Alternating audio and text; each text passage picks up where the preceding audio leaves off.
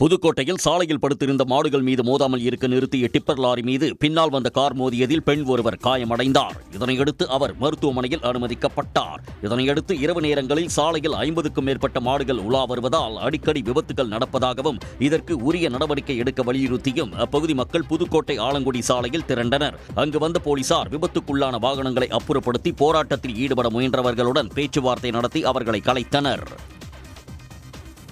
ஈரோட்டில் பிரபல தனியார் மாலில் இயங்கும் உணவகத்தில் வாங்கிய சிக்கன் பர்கரில் செம்பு கம்பி இருந்ததாக புகார் எழுந்த நிலையில் உணவகத்தின் உரிமம் தற்காலிகமாக ரத்து செய்யப்பட்டது. ஈரோடு பெருந்துறை சாலையில் உள்ள தனியார் வணிக வளாகத்தில் உள்ள சிற்றுண்டி உணவகத்தில் ஈரோட்டைச் சேர்ந்த கோகுல செல்வி என்பவர் சிக்கன் பர்கர் வாங்கியுள்ளார். அதில் சிறு சிறு துண்டுகளாக செம்பு கம்பிகள் இருந்ததால் அதிர்ச்சி அடைந்த கோகுல செல்வி உணவு பாதுகாப்புத்துறை அதிகாரிகளிடம் புகார் அளித்தார். இதனையடுத்து அதிகாரிகள் அங்கு சோதனை நடத்தியதில் அப்போது சுகாதாரமற்ற முறையில் காலாவதியான பொருட்கள் இருந்ததுடன் குளிர்பதன பெட்டியிலிருந்து பூச்சிகள் வெளியேறியுள்ளது. மேலும் கெட்டுப்போன 5 கிலோ இறைச்சியை பறிமுதல் செய்த அதிகாரிகள் அதனை அழித்தனர். சுகாதாரமற்ற முறையில் இயங்கி வந்த உணவுக் கூடத்திற்கான அனுமதியை தற்காலிகமாக ரத்து செய்தனர்.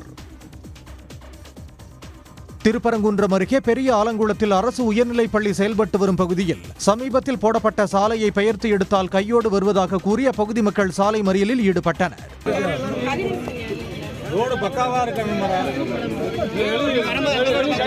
எல்லா ரோடுமே சரியில்லை மேடம், எல்லா ரோடுமே சரியில்லை.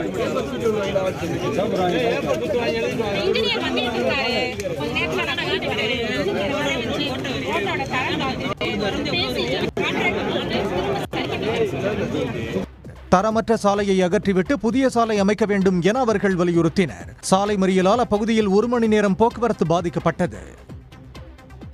தரங்கம்பாடி அருகே கட்டுப்பாட்டை இழந்த கார் ஒன்று மக்கிமலை ஆற்றில் தலைக்குப்புற கவிழ்ந்து விபத்துக்குள்ளானது. தொடர் மழையால் குண்டும் குழியுமாக காட்சியளிக்கும் அனந்தமங்கலம் சாலை வழியாக நேற்று இரவு வந்த கார் ஆற்றில் கவிழ்ந்த நிலையில் காரில் பயணித்தவர்கள் நல்வாய்ப்பாக உயிர் தப்பினர்.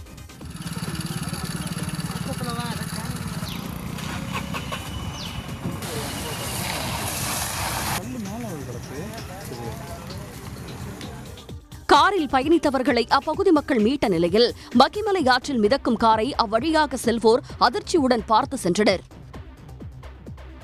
குமரி சுற்றுவட்டார பகுதிகளில் பெய்து வரும் தொடர் மழை காரணமாக காளிகேசம், கீரிப்பாறை, வாழையத்து வயல் உள்ளிட்ட பகுதிகளில் உள்ள ரப்பர் தோட்டங்களில் ரப்பர் பால் வெட்டும் பணி பாதிக்கப்பட்டுள்ளது.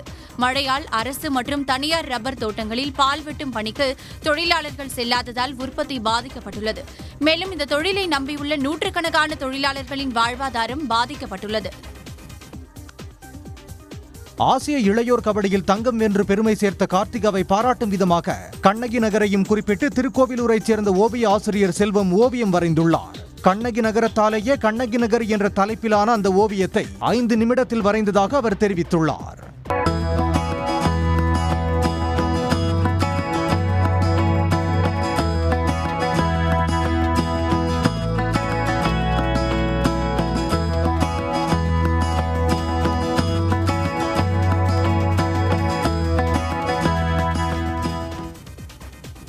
குன்னூர் சுற்றுவட்டார பகுதிகளில் சாரல் மழையும் அடர்ந்த பனிமூட்டமும் நிலவி வருகிறது. இதனால் பொதுமக்கள் மற்றும் வாகன ஓட்டிகள் கடும் சிரமத்திற்கு ஆளாகியுள்ளனர்.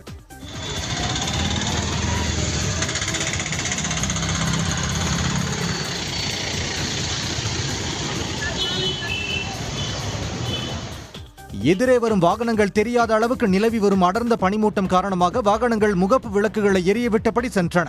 மேலும் அன்றாட பணிக்கு செல்வோர் மற்றும் மாணவர்கள் அவதிக்குள்ளாகியுள்ளனர். உடனுக்குடன் செய்திகளை தெரிந்து கொள்ள சன் நியூஸ் பெல் ஐகானை கிளிக் பண்ணுங்க.